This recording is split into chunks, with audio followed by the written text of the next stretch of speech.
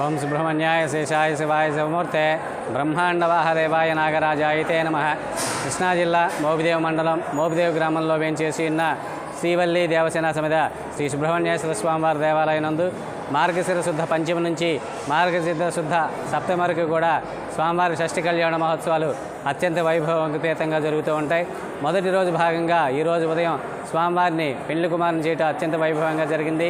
అలాగే రాత్రి 7 గంటలకు యాగశాల ప్రవేశం, అంకురారోపణ, ఋత్వీకరణ, వాస్తు పూజ, మండపారాధన, బలిహోరణ కార్యక్రమాలు రాత్రిపూట జరుగుతాయి.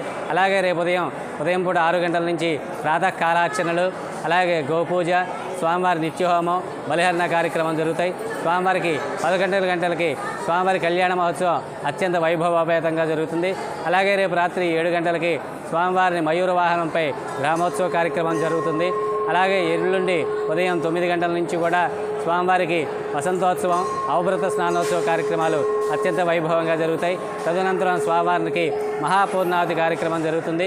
ఆ పూర్ణావతి అనంతరం కూడా స్వామివారిని శేషవాహనంపై రావువారిపాలెం వరకు కూడా గ్రామోత్సవ కార్యక్రమం జరుగుతుంది.